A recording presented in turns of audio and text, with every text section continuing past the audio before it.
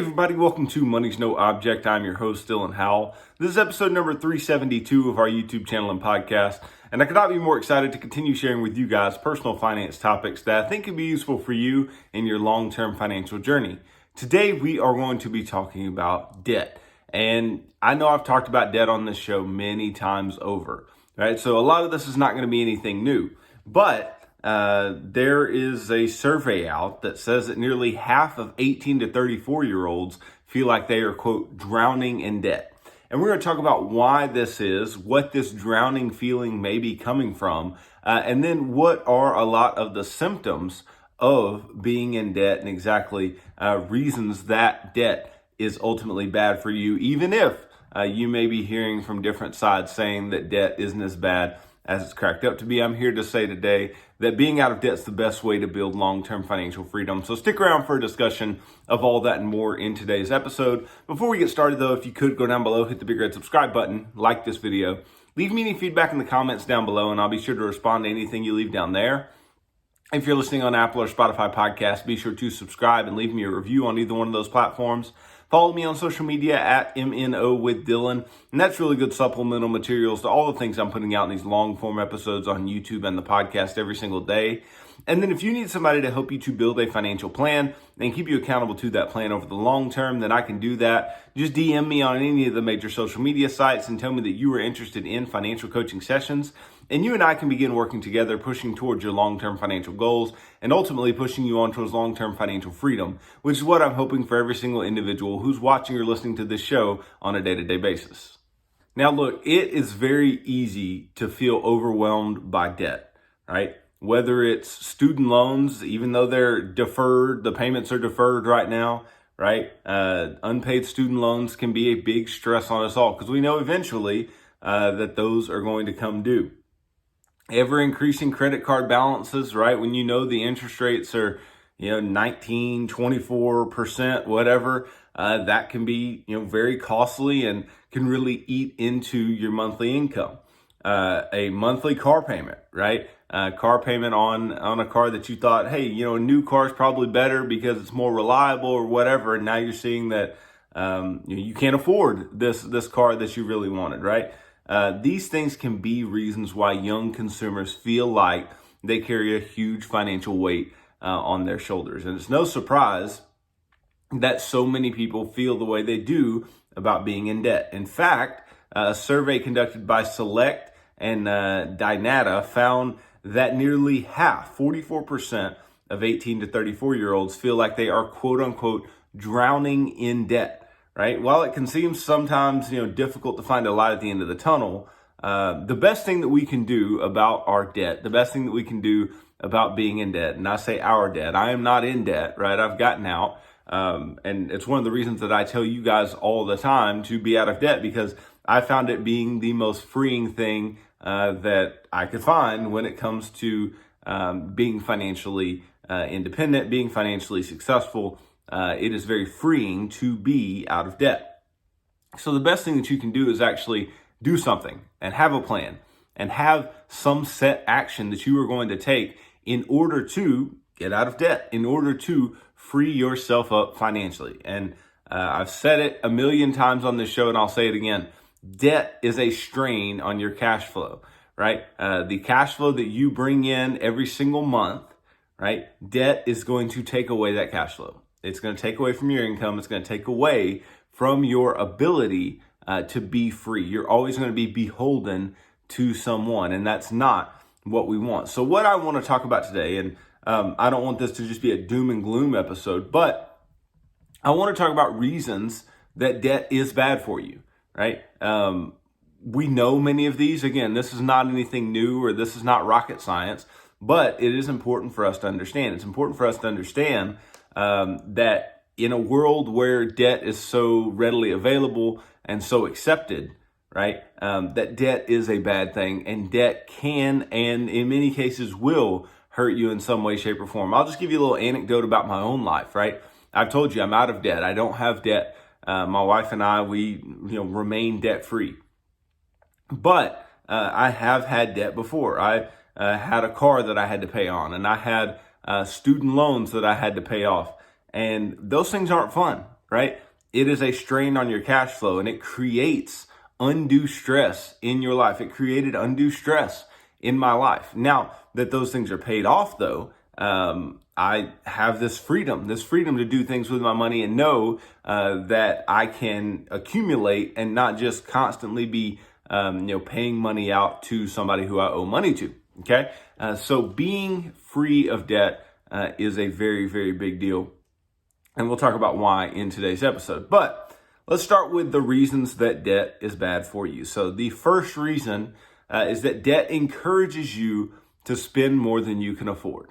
What does everybody say? If you never really heard a lot about personal finances growing up, you didn't learn a whole lot. Probably the one thing that everybody has heard is live below your means, right? Or live on less than you make. And debt encourages you to do the exact opposite.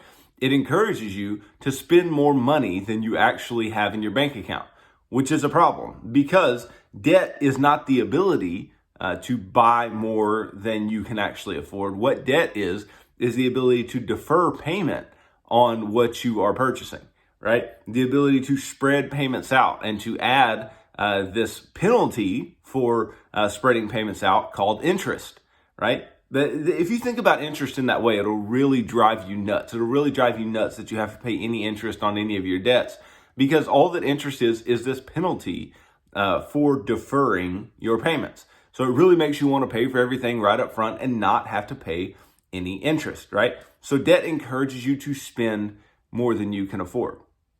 And how many cases is this 100% true, right? People go out and they buy cars that there's no way they could come up with the cash to buy that car, but they're allowed to go into debt for it because they can make the payment, right? They're allowed to go and take out, all this credit card debt and be tens of thousands of dollars in credit card debt, but they could have never or would have never spent their income buying whatever they purchased with that credit card. So debt encourages spending, and specifically in a way that, a lot of people aren't going to be able to repay, or it's going to put them in a place where it's very difficult to repay, which is why so many young people feel as if they are drowning in debt. Okay, so that's the first thing. Then the second is debt costs money, right? It feels free, but it costs money, right? When you go, just think about this, right? Let's say you own a car right now, and you go and you want to buy a new car. You go to the dealership and you say, okay, I'm going to use my trade-in as my down payment, right? And I'm going to trade this car in and I'm going to get a new car. Well, other than, just some basic fees and, sales tax and whatever else, right? You're going to leave the lot with a car having not paid for that car, right? It makes the transaction feel like what you did was basically free, that car was basically free. Even though you're going to have to pay for it on a month-to-month basis, it feels pretty free, right? And even on a smaller scale, just think about every time you swipe a credit card, right? Every time you swipe a credit card, does it feel like you actually just spent money? It should, but ultimately, when you're swiping that card, you're like, nothing happened. I didn't have to make any type of real transaction there. That's why cash is so powerful in your finances, right? Because if you spend cash, there is a finite amount of cash that you can spend, right? But if you're swiping your card, even though that is finite as well, right, there is some upper limit. That limit is so high, we don't ever want to hit it typically, right? So it doesn't feel like anything when you're spending $100. Whereas if you gave somebody a $100 bill, you would very likely feel that, right? In general, you pay a price for the debt that you create. That price comes in the form of interest. Okay, the higher the interest rate, the more you'll end up paying for your debt. So the debt actually costs you something, right? And ultimately, the amount that you pay for something is increased based on the interest rate on the debt. Because just think about this. Think about if you go into debt for, let's say, a car, right? There's a reason that car loans, other than the quote unquote 0% loans, which we've talked before about how something being 0% does not necessarily mean 0%. It means we're not going to factor in an APR, but it is factored into the price. That price that you're paying already has that 0% interest baked in. But that's the reason why, other than that, when you're buying like a used car, you're buying a used car and you can only get so low a rate on that car because the car dealership knows that inflation is going to run, right? And that they're going to be on the losing end of you purchasing this car the longer your fixed payments go on and your rate is so low. So ultimately, they know that they're going to have to beat inflation with the amount of money that they're bringing in for these vehicles. Not to mention the sticker prices they put on these vehicles is quite the fair markup for any wholesale value of that car. So that's just one example, but I must say that debt does cost money, and even when it looks like it doesn't, even when it says it's 0%, just look at what's baked into the price of whatever asset or, in this case, liability you're trying to purchase and bring into your life. So debt costs money. Now, what else does debt do? Debt borrows from your future income. Okay, so every time you go into debt, you aren't just costing yourself money next month, right? You're costing yourself money next year and 5 years from now and all these different things, right? So what we do is we like to defer the costs of all these things via debt, right? And then what happens is we have less of our future income. We have less disposable income. That's why I say that debt is a strain on your cash flow, because that income, that cash flow that you're bringing in, you're not able to keep it. You're not able to keep it in your own pocket because you're taking on all of these unnecessary liabilities, right? Anytime you take out a loan or charge something to your credit card, you are borrowing from the money you hope to earn in the future, right? Do you want to spend your money for something you've already used up and you don't get much value from anymore? You never know what changes may happen in your income, so it's better not to mortgage your future. Now, I don't want to make this about student loans, but just think about student loans for a moment, right? One of the reasons that we feel so strongly about student loans and want them forgiven and want them taken care of and all these types of things is because we don't feel a connection with what went on with our student loans, because we paid for something and now we're like, okay, you're 10 years into your career or whatever, and you're like, how much did my college degree really help me where I'm at in my career? So you feel like you've been gypped. You feel like, why should I repay this, right? And so you're borrowing from your future self, but it's something that you really don't get much value from anymore. Same thing goes with your credit cards, right? You go and you max out your credit cards on a bunch of frivolous stuff. Well, it's stuff that's not providing you a lot of utility or any utility at all anymore.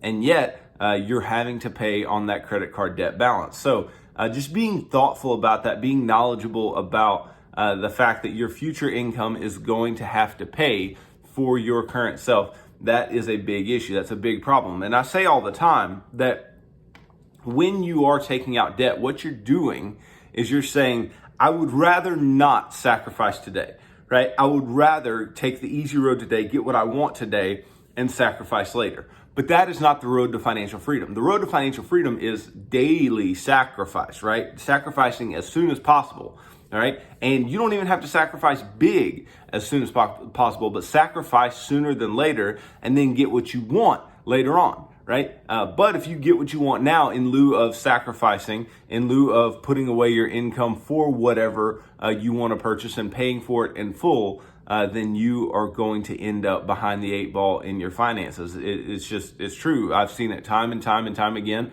It's proven that going into debt is only going to tie up your future income in a way that you don't want it to.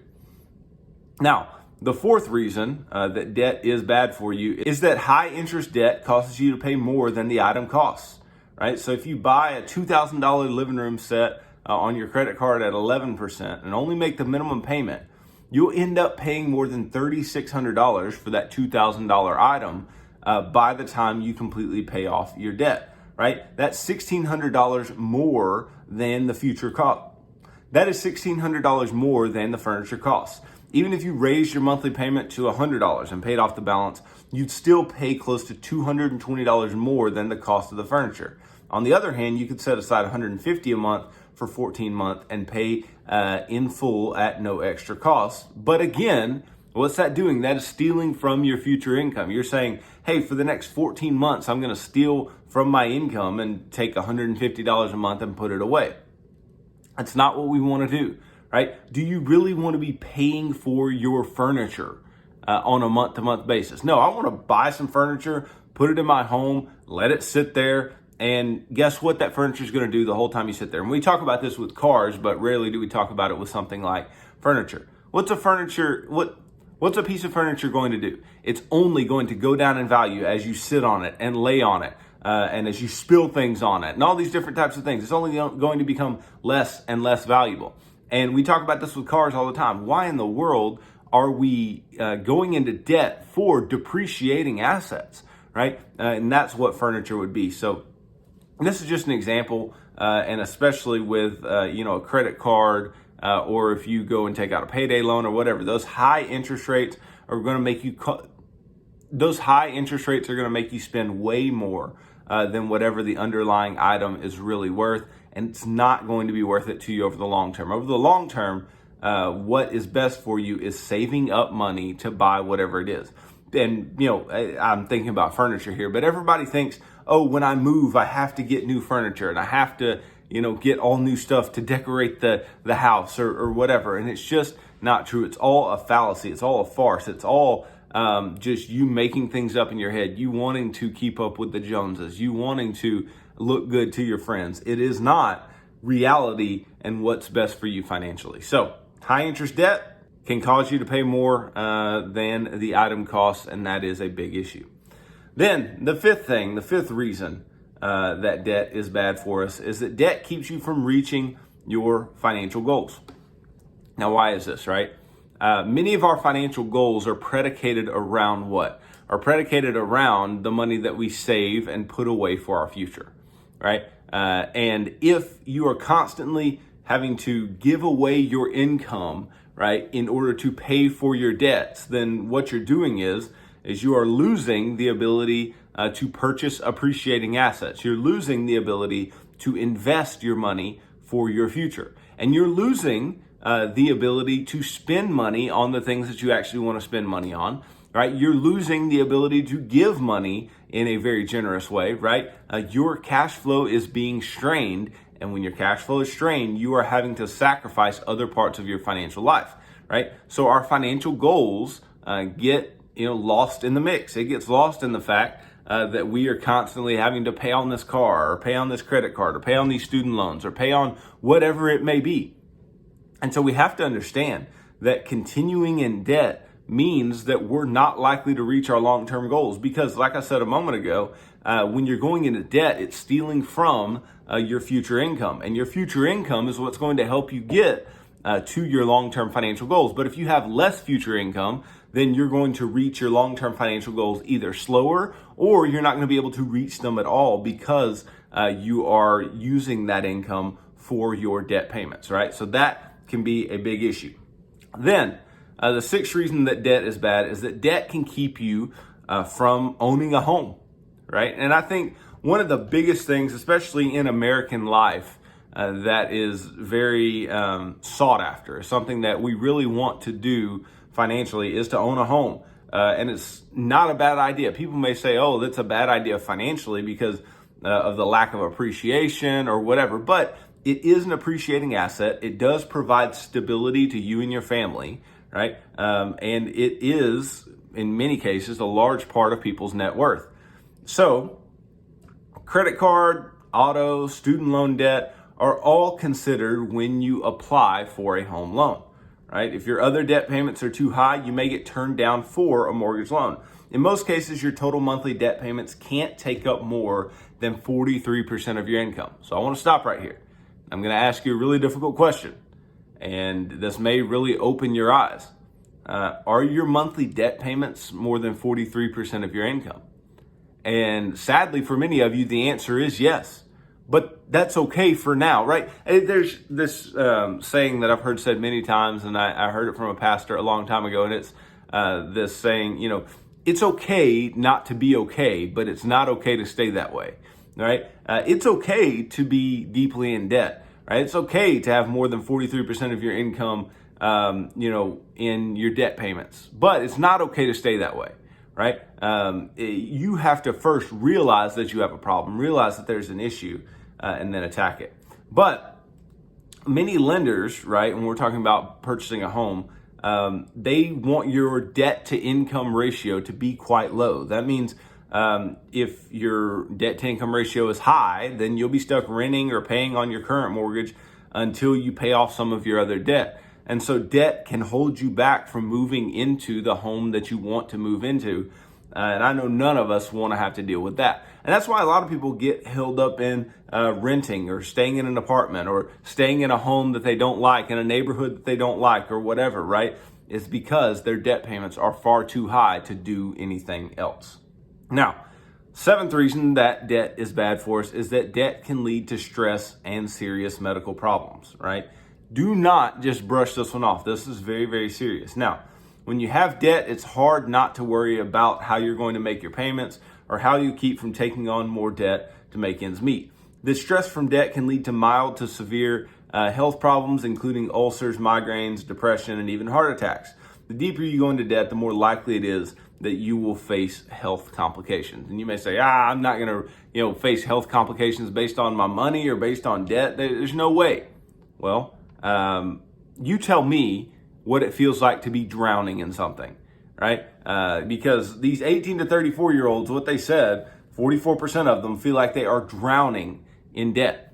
Well, drowning is like dying actively, right? If you drown, you don't live anymore, right? So they feel the weight of sinking deeper and deeper into debt. And so it can have very, very real mental, psychological, and medical repercussions from being in a debt over the long term and being deeply in debt especially. So, and I tell you guys this all the time, being out of debt made me feel what? Makes me feel free. When I talk about finding financial freedom, I'm talking about being out of debt, having options, having the ability to choose what you do with your money, right? But when you have no options, right, you have no freedom, you're chained by your debt, that's going to be mentally draining. That's going to be tough. It's going to be, and feel sometimes insurmountable to get out of that debt. But ultimately, in the vast majority of cases, it's not insurmountable, right? It is possible for us to get out of debt. And I'll talk about that once I get through these last two reasons that debt is bad for us. The eighth reason is that debt can hurt your marriage, okay? One of the primary priorities for me financially and for my wife financially when we got married was to make sure that we didn't have any debt. And all that was left over debt-wise for us was my student loans. We got those paid off. And we've been debt-free now for several years. So debt can hurt a marriage, though. Debt puts unnecessary pressure on your household's finances and creates a lack of financial security for your spouse and for your children, right? Think about that stress. Think about that drowning feeling. Now think about, you did something. You went into credit card debt. You took out these student loans. You did all this, and now your spouse is having to pay psychologically and mentally and stress-wise for your mistakes, right? We don't want our debt to hurt our marriage. We don't want our financial situation to hurt our marriage. If anything, we want to build financially with our spouse. We want to make our marriage better based on what our household finances look like. But the opposite is what occurs when you continuously are going back into debt. Right? When both partners feel overwhelmed, it can spark arguments about spending habits, who's creating more debt, and how much debt is too much. Because you start playing this blame game, right? You start talking about, you're spending too much money here. You're the one going into credit card debt. You went and bought this car without talking to me about it. All these types of things. It is not working together financially. And it's going to create rifts. It's going to create issues. It's going to create problems. Right? But just as easily as you can play the blame game, just as easily as debt can hurt your marriage, it can bring it together, but it can bring it together in you paying debt off. It can bring it together if you are working together to work to this common goal of not having debt any longer, right? But the fights, they can escalate and they can break down the marriage, and that's the last thing that we want. So we want to defend against any type of, hurt to our marriage by staying out of debt in the first place. Then the last reason that debt is bad for us is debt hurts your credit score. Now, I've talked to you before about why I don't think the credit score is as important as people make it out to be, especially if we are not going into debt for cars, not trying to take out new credit cards all the time, all these different types of things. Yes, if you're trying to take out a home loan, then your credit score can be quite important, right? But how do I say that we actually build a credit score? If I don't hold debt, what do? I just, put everything on a credit card and then pay that credit card off every single month. But I've also talked about the dangers of that, and you can go back and watch some of those episodes again as well, right? I want you guys to understand that anytime you're dealing with a debt product, that debt product is created in order to make you pay interest, right? But again, that is the last thing that we want, and that is the last thing that we need in our financial life, and because what it'll turn into is it'll turn into bad habits. It'll turn into actually having to pay interest on your debt, and that is not what we want. But part of your credit score, 30% to be exact, is based on the amount of debt that you have, right? The more debt that you have compared to your credit limits and original loan balances, the lower your credit score will be, okay? Even if you're not shopping for a credit card or loan, right, your credit score affects your life and the cost of other products and services such as auto insurance, right? And this is one situation where the cost of something that is not directly impacted by your financial life can,